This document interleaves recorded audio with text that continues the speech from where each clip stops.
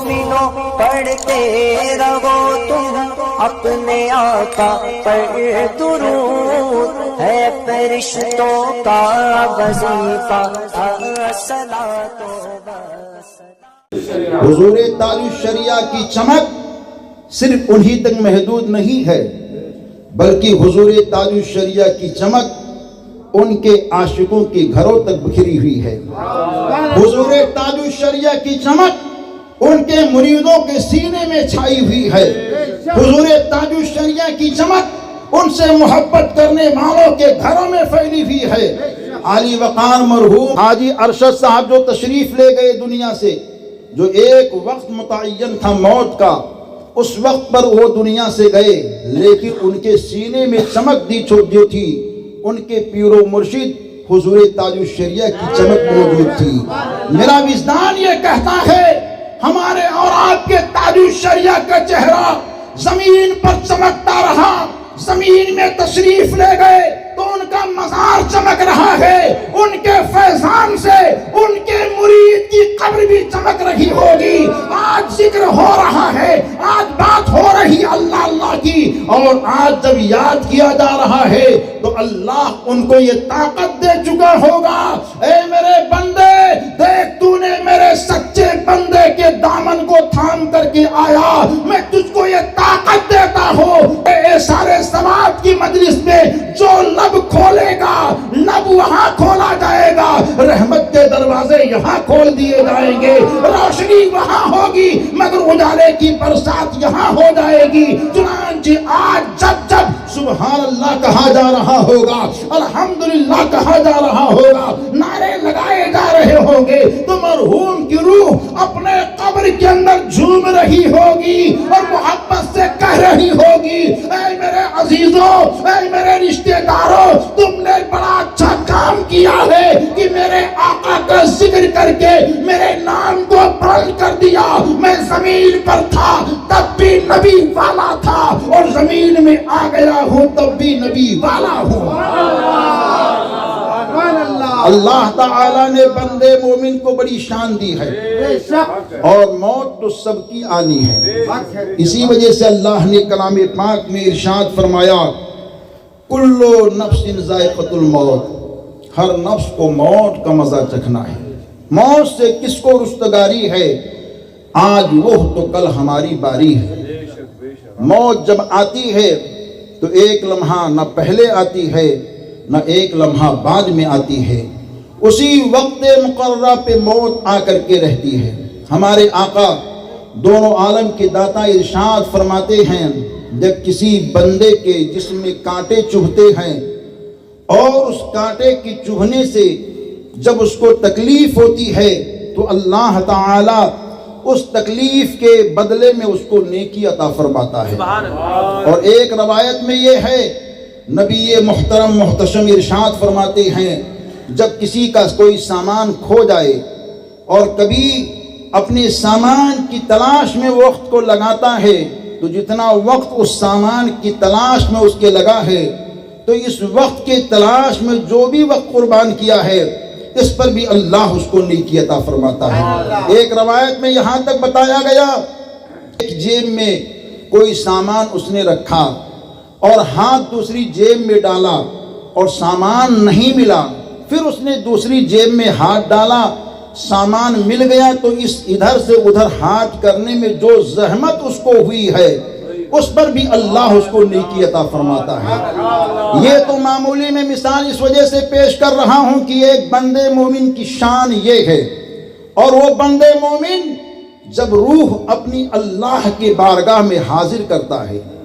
تو اس کو کتنی نیکی ملتی ہے، اس کو کتنا ثواب ملتا ہے۔ بتایا گیا ہے جب کسی کے گھر سے کسی کے بیٹا یا بیٹی یا کسی عزیز کی روح کو لے کر کے فرشتے چلتے ہیں تو اللہ کے حضور پہنچتے ہیں تو اللہ تعالیٰ پوچھتا ہے، جبکہ رب کے علم میں ہے،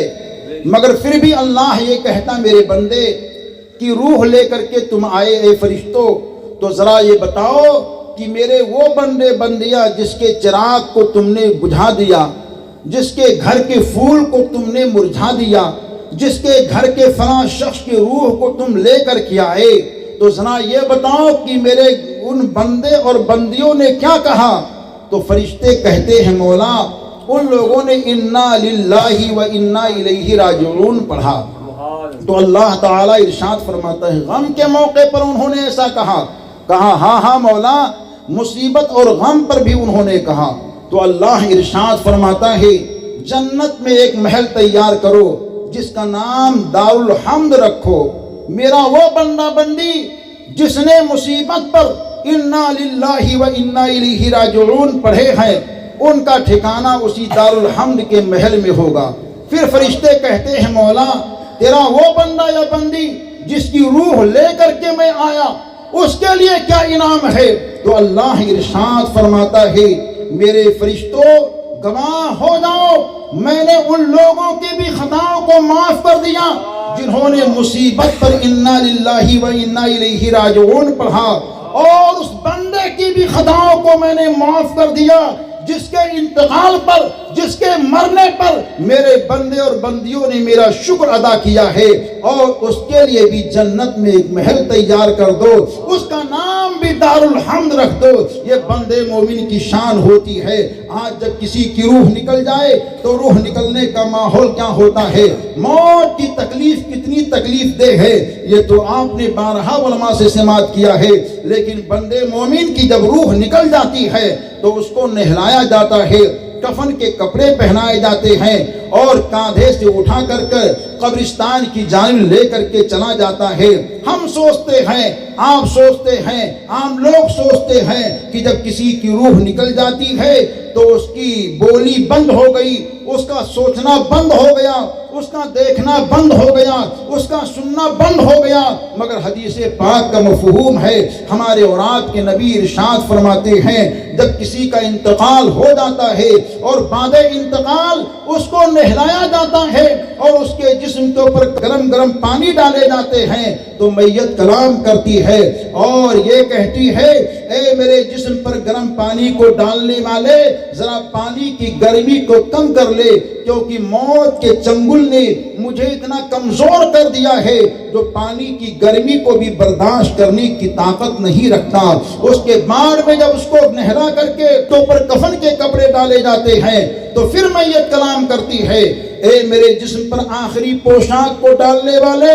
اے مجھ کو کفن کے کپڑے پہنانے والے، دیکھ تیرے ساتھ بھی یہ سلوک ہونے والا ہے، اس سلوک سے پہلے اس کی تیاری کر لے۔ جب بعد میں اس کو لے کر کے گہوارے کے اندر اور اس کے گھر سے اس کو نکالا جاتا ہے تو ایک الگ سما ہوتا ہے، ایک عجب کیفیت ہوتی ہے، ایک عجب ماحول ہوتا ہے کہ وہ انسان جو کچھ لمحہ پہلے میرے اندر تھا اب وہ جا رہا ہے، دوبارہ آئے گا نہیں، دوبارہ دیکھنا نصیب نہیں ہو پائے گا۔ ہر ایک کی آنکھوں میں آنسو ہیں، نمناک آنکھوں سے اس کو لوگ ودا کر رہے ہیں۔ بیٹی کو دیکھو رو رہی ہے، بیٹے کو دیکھو رو رہا ہے، بھائی کو دیکھو رو رہا ہے، رشتہ دار کو دیکھو رو رہے ہیں، بیوی کو دیکھو آنکھوں سے آنسو بہا رہی ہے۔ عجب سما ہے، عجب کیفیت ہے، ہر کوئی روتا ہے، مگر جانے والا اگر ایمان کے ساتھ جاتا ہے، جانے والا شان قرآن کو لے کر کے جاتا ہے، جانے والا نبی کی محبت کا جام لے کر کے جاتا ہے،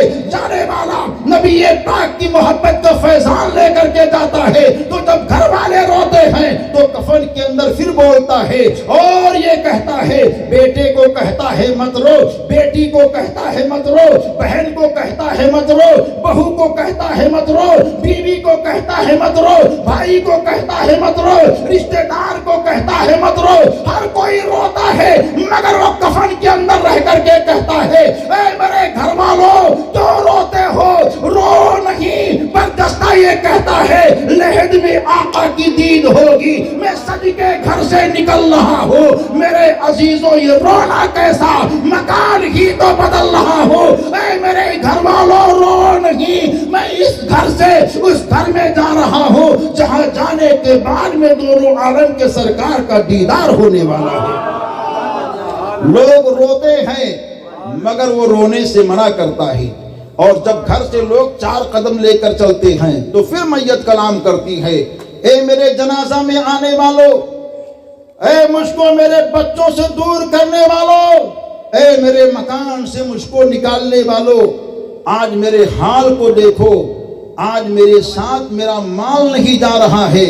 آج میرے ساتھ میرا اعمال جا رہا ہے۔ تم دنیا کے چکر میں مت آنا، یہ میت کہہ کر کے اپنے عزیزوں سے رخصت ہوتی ہے، اور جب لوگ لے کر کے چلتے ہیں، آپ نے دیکھا ہوگا پھولوں کا ہار ہے اور بڑے شان و شوکت کے ساتھ لوگ لے کر کے چلتے ہیں۔ امام کو دیکھو پیچھے ہے، حاجی کو دیکھو پیچھے ہے، نمازی کو دیکھو پیچھے ہے، پیر کو دیکھو پیچھے ہے، مفتی کو دیکھو پیچھے ہے، محدث کو دیکھو پیچھے ہے، ہر کوئی دیکھو پیچھے پیچھے ہے۔ جانے والا بڑے شان و شوکت کے ساتھ جاتا ہے، اور جب جنازے کی نماز پڑھی جاتی ہے تو آپ نے دیکھا ہوگا فجر میں وہ جانے والا گیا تھا، امام آگے تھا، وہ جانے والا پیچھے تھا۔ ظہر میں گیا امام آگے، جانے والا پیچھے۔ ظہر میں عصر میں گیا، نماز عصر میں گیا، امام آگے ہے، جانے والا پیچھے ہے۔ مغرب کی نماز میں مسجد میں گیا، جانے والا پیچھے ہے،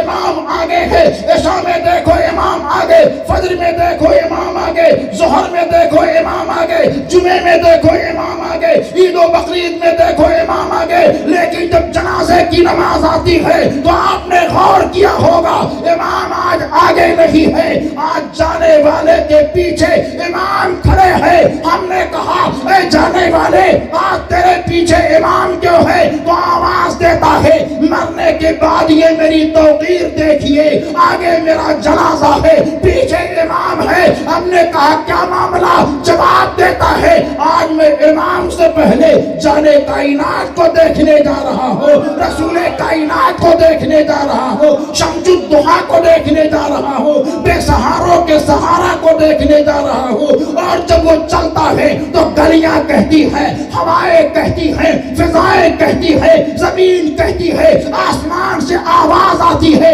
یہ جانے والا عام نہیں جا رہا ہے، یہ جانے والا مدینے کے سلطان کا غلام جا رہا ہے۔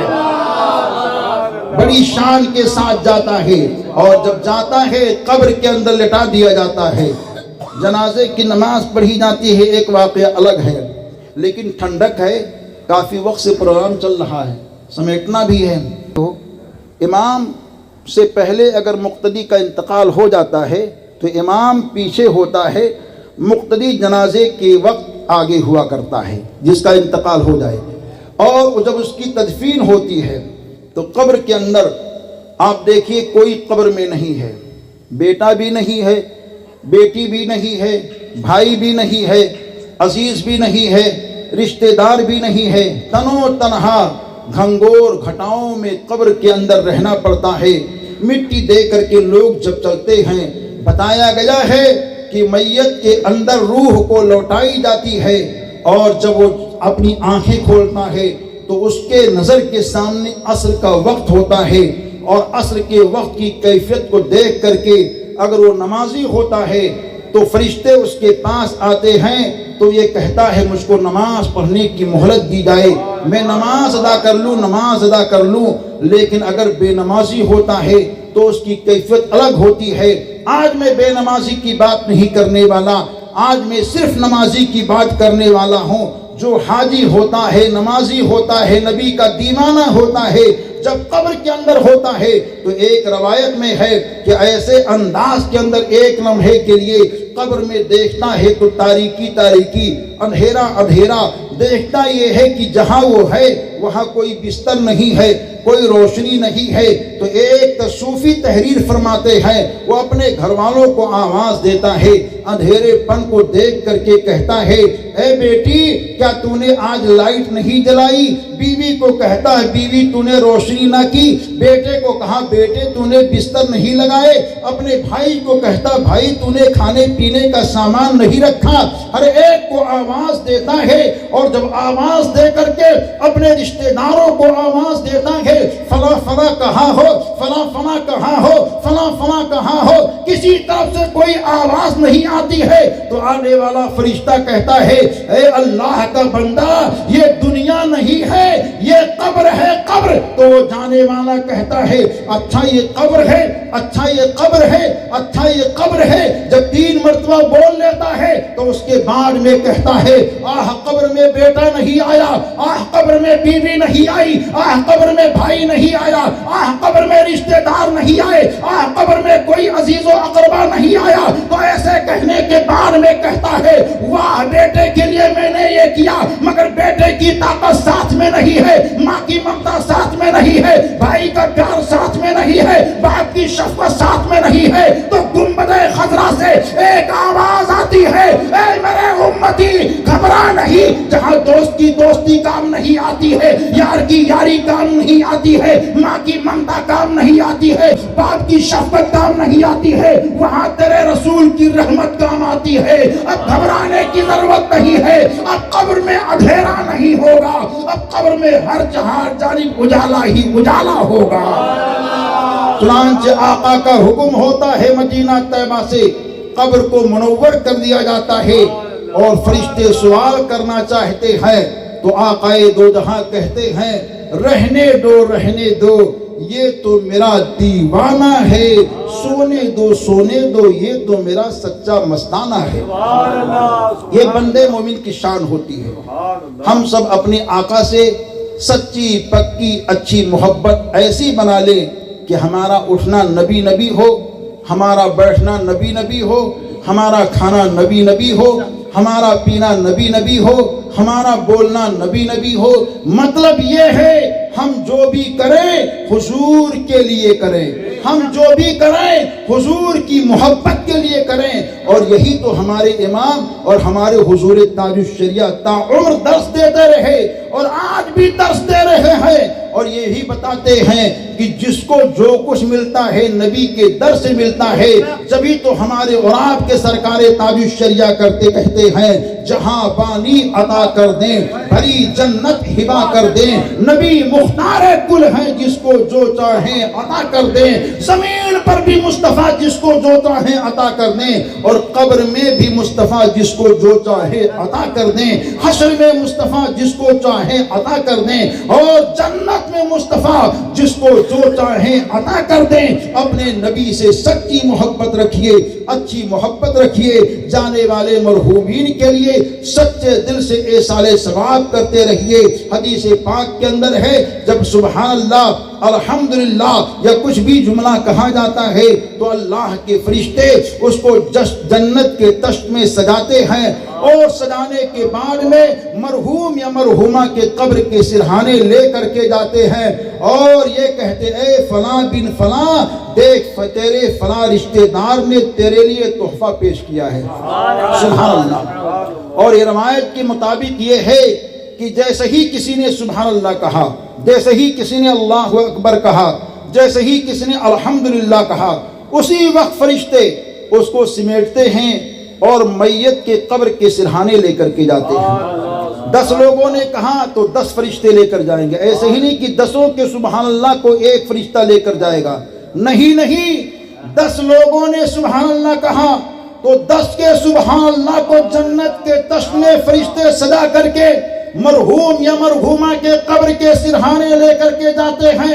جب سے یہ مجلس شروع ہوئی ہے اب تک بلکہ سلام تک بار بار فرشتے آئیں گے، بار بار فرشتے مرحوم کے قبر کے سرہانے لے کر کے جائیں گے۔ آج کی رات میں مرحوم کے قبر یہاں سے لے کر قبر تک فرشتوں کی ریلی نہیں، ایک مکمل ریلا لگا ہوا ہے، بار بار فرشتے آ رہے ہوں گے، بار بار فرشتے جا رہے ہوں گے، مرحوم سے کہہ رہے ہوں گے اے مرحوم دیکھ تیرے بیٹے نے، تیرے رشتہ دار نے، تیرے بھائی نے، تیری بہن نے، تیرے عزیز و اقربا نے سبحان اللہ کا تحفہ پیش کیا ہے، الحمدللہ کا تحفہ پیش کیا ہے، اللہ اکبر کا تحفہ پیش کیا ہے۔ روایات میں آیا ہے جب میت کو تحفہ ملتا ہے تو آس پاس کے مردوں سے کہتا ہے دیکھو